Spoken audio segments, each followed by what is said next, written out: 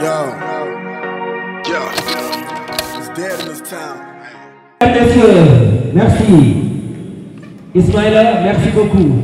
Vous avez la parole, monsieur le coordonnateur. Salam alaikum.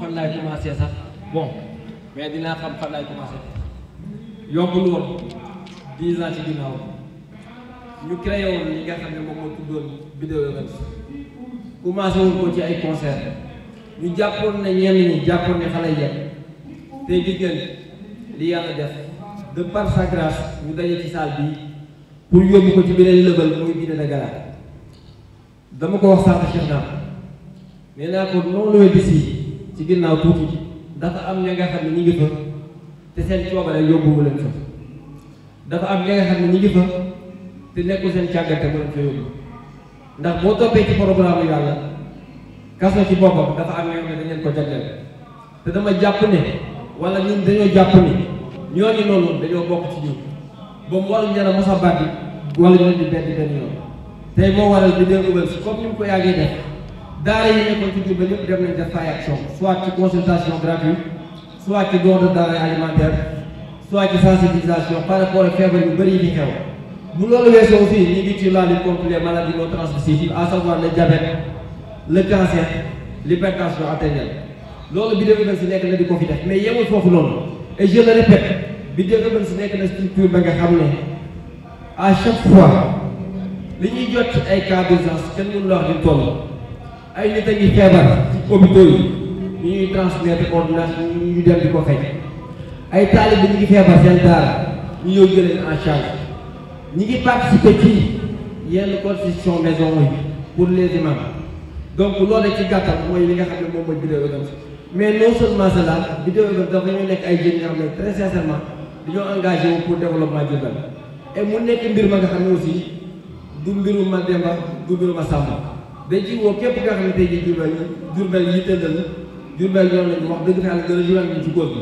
c'était pas facile fi ñu commencé 2010 ba 2021 11 ans def nañ ko et je répète à chaque fois Diourbel gis nañ fi ay arnaqueurs yu bëri et je vais l'appeler comme ça ay nit ñu bëri ñu ngi dajale ay nit di organiser chaque année bu ñu paree di ko yóbbu seen ay famille ñenn ñi di ko yóbbu seen ay kër te ne serait-ce que 5% jël jëlaat ko ci askan bi c'est un problème ñun en fait dañ ne gëmuñ loolu à chaque fois bu ñu organisé njeexital bi soit dina dem ci daara yi soit mu dem ci pouponnière yi soit mu dem ci prison yi parce que loolu lañ gëm dañoo gëm ne dañu am benn valeur ajoutée ba nga xam ne dañ ko war dellu ci Diourbel donc nag duñ mës a ñëw di jëriñoo Diourbel tey jii lépp luñ doon lépp luñ am Diourbel moom moo ñu ko def lépp luñ nangu tamit tey jii Diourbel moom moo ñu ko def donc à chaque fois je l'appelle ah ñëpp ñi nga xam ne ñoo fi nekk ñu bañ di fàtte loolu noonu ñu mën di jàpp ci combat bi aussi donc loolu lay njëriñu Video Events encore une fois de plus xëy na sax comme ni ma ko waxee rek wax yombul te c'était pas facile vraiment on a rencontré beaucoup d'obstacles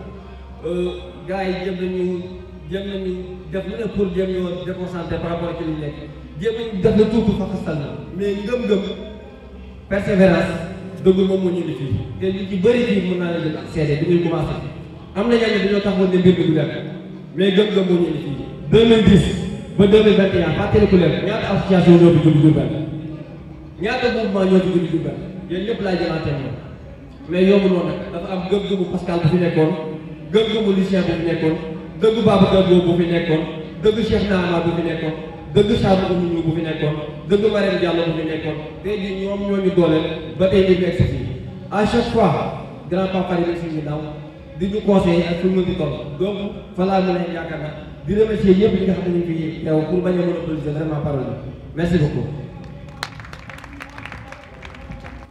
Merci beaucoup Izo. Que dire de plus? Que dire de plus, messieurs, dames? En tout cas, c'est intéressant parce que, comme vous l'avez si bien dit, de 2010 donc à nos jours, ça doit faire maintenant 12 ans. Et depuis lors, des associations sont nées ici à Diourbel et sont par la suite mortes.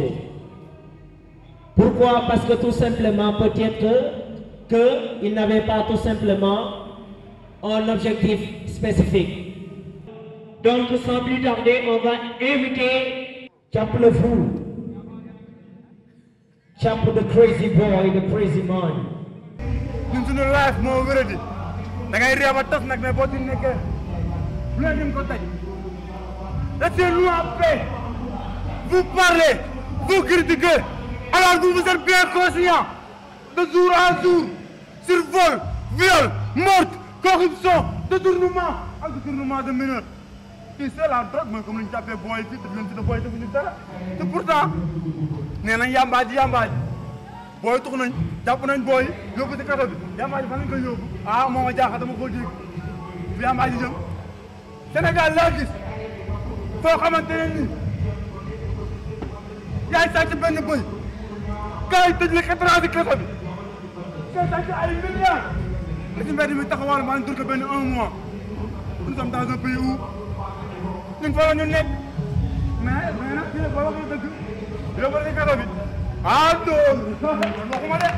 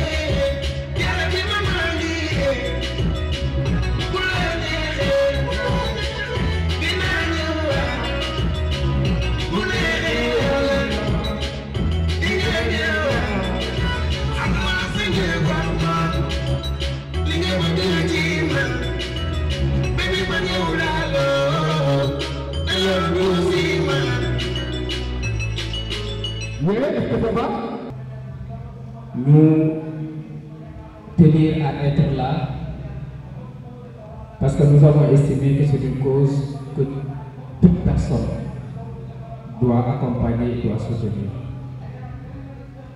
Je crois que le comédien a donné un message très fort, un message d'humanisme. Et ce que Ismaël Ndiaye et son équipe sont en train de faire montre à quel point l'homme doit être sensible par rapport à son prochain. Nous sommes les premiers à nous bousculer dans les mosquées. Nous sommes les premiers à nous bousculer dans les églises. Mais qu'en est-il de notre rapport avec notre prochain? Et ce qui semble être le plus important, et c'est cela notre raison d'être, le rapport que nous devons entretenir avec notre prochain.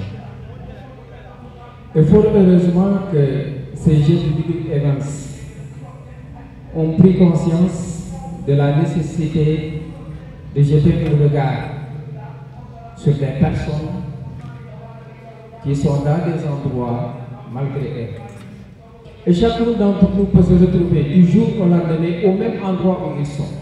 Nous tous, après, nous allons retourner chez nous, dormir tranquillement, se réveiller, prendre notre petit déjeuner sans souci.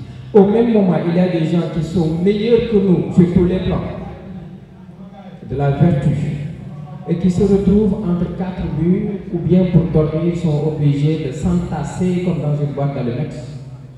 Alors que peut-être, nous avons fait pire qu'eux, et nous nous retrouvons dans une chambre spacieuse, alors qu'eux, ils dorment comme dans une boîte d'allumettes. C'est le destin qui en a décidé ainsi. Mais fort heureusement que Bidou Evans a eu cette ingénieuse idée de leur venir en aide, de leur dire oui, nous vous avons entendu, oui, nous sommes sensibles par rapport à vous, oui, bien que nous sommes en paix, nous devons toujours nous soucier de ceux qui l'ont perdu momentanément. Et c'est la raison pour laquelle j'invite toute la population de Diourbel à accompagner ces genres d'activités qui semblent être plus intéressantes que toute autre activité. Je félicite tous les membres de Bibi Evans qui ont eu cette idée.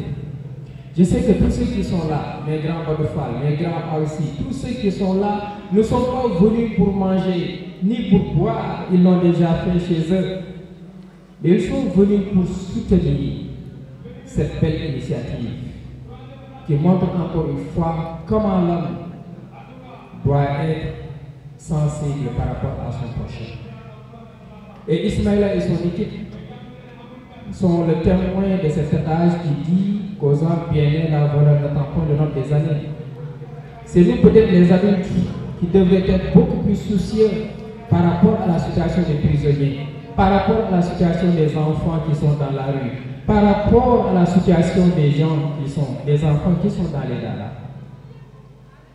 Ismaïla, pendant la Covid, il m'a secoué. Il m'a secoué et avec d'autres, Cheikh Boni et d'autres, nous avons pu glaner quelque chose et faire le tour de certaines familles défavorisées, alors pour leur venir en aide. Donc c'est un jeune qui a du social dans le sang. Et c'est une valeur sûre, car à chaque fois que nous regardons les réseaux sociaux, et le comportement de certains de nos concitoyens diourbellois, empressés de devenir, empressés d'être, par tous les moyens, on a souvent peur par rapport à la relève. Mais si nous voyons des gens comme Ismaïla, qui servent Diourbel, ils ne se servent pas de Diourbel, on a la conscience un peu tranquille.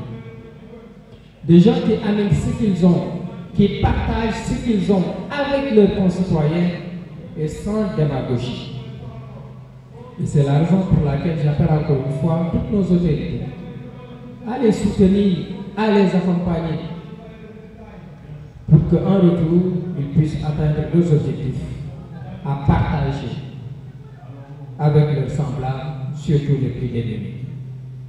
Encore, je réitère ici toute ma disponibilité à vous accompagner, bien que mes moyens sont très maigres et très faibles, ils le savent, mais malgré tout, à chaque fois qu'ils engagent une réflexion, un projet, ils prennent la volonté de m'en parler et ensemble, nous cherchons les voies et moyens les plus idoines pour venir à bout de ce projet.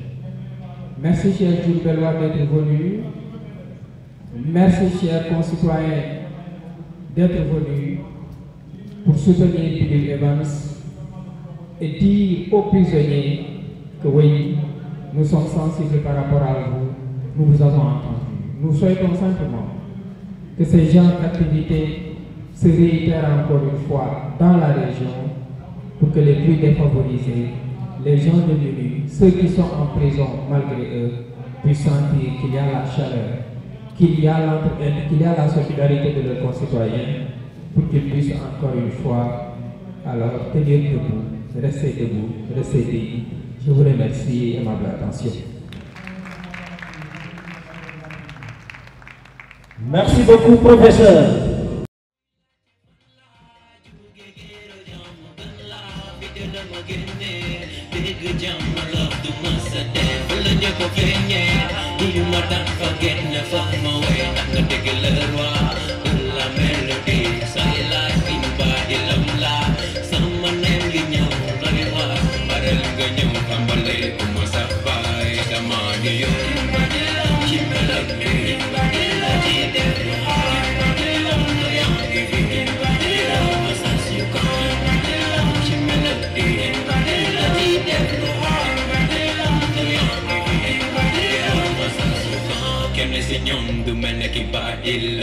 Hút lại trước kia đi kia đi đẹp lo hai có mấy mango là nhau suốt đêm ai nó đai mà đẹp có đâu lên từ từ thì khi chỉ kêu tôi đón lại vì đẹp lúc này sẽ không muốn đâu cho nên mà lắm để gần lại tôi want your love you body love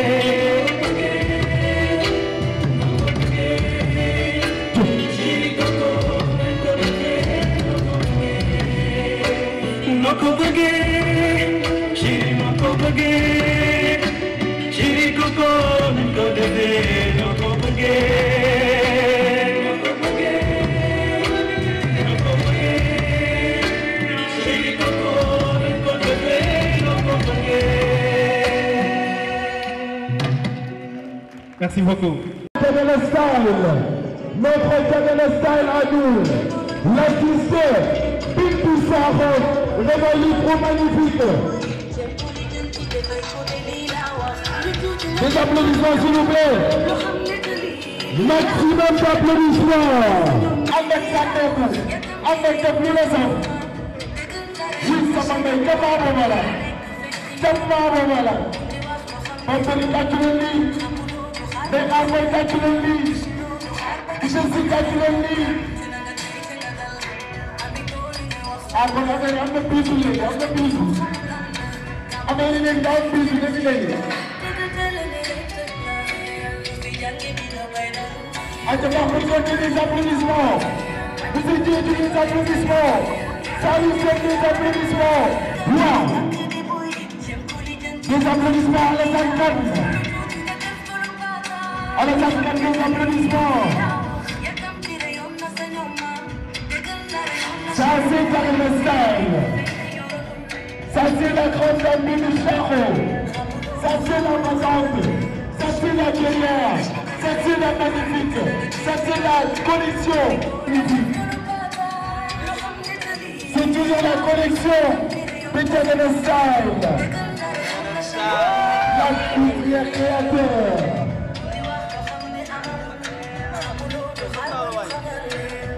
Des applaudissements s'il vous plaît. J'aime bien les choses stylées.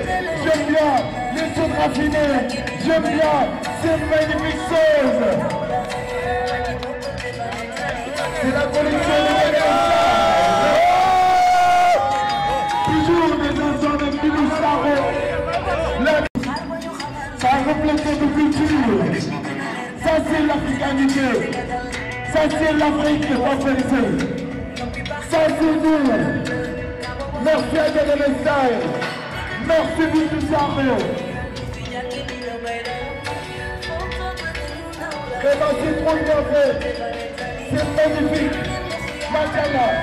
Des applaudissements. Maximum d'applaudissements.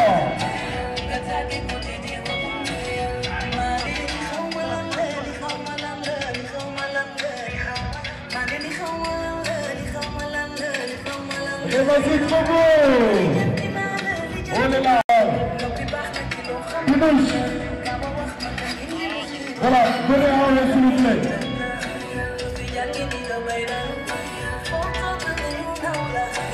Dites-le.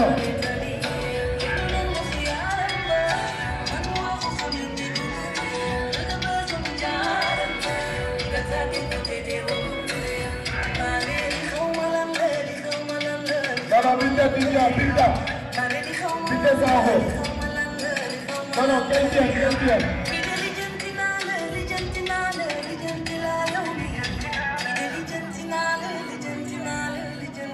Vraiment c'est trop beau. C'est trop magnifique.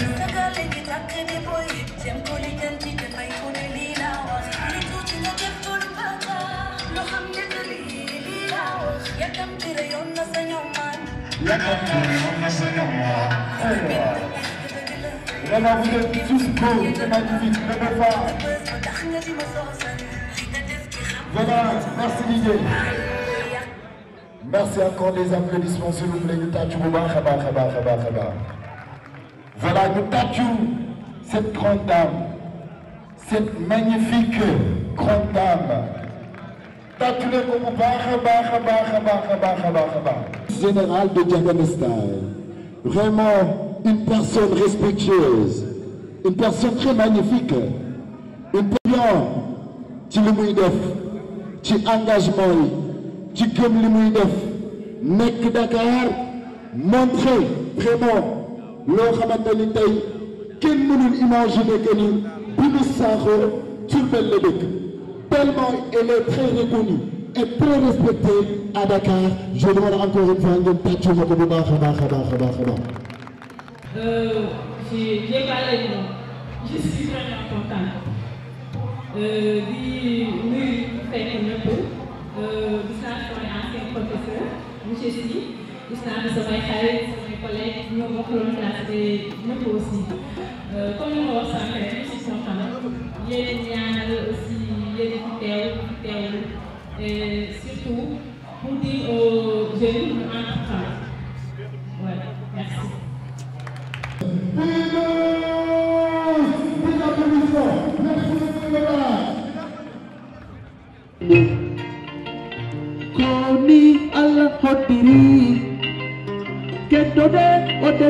sere Futa fof noli Dumme hande dille Hay somi wawa demgal Mene jogi jijam Minan jeyi Pular dumme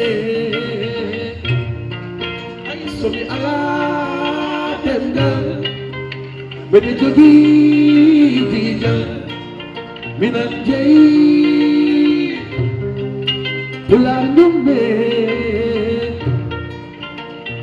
Futa masina Futa totoro Futa la jomar Noeli, Noeli Futa masina Futa totoro Futa la jomar Noeli, Noeli Halanam pular Yehet podong Nawam kanel Noeli, Noeli Halanam pular Yehet podong Nawam kanel Noeli, Noeli Futa masina Futa totoro Futa la jomar Noeli, Noeli Futa masina Futa totoro Futa la jomar Noeli, Noeli Halanam pular Yehet fadel Digilan bakagon Noeli, Noeli Halanam pular Yehet fadel Noeli Sweet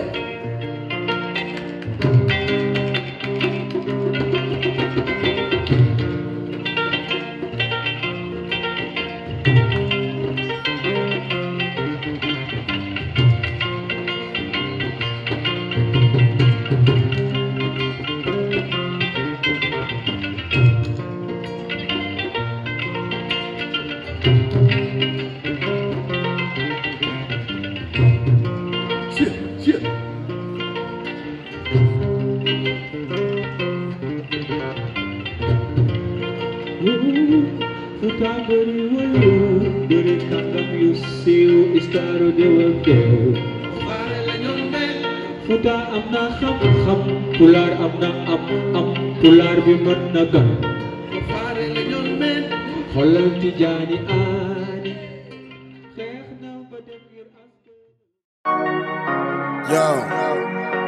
Yo, it's dead in this town.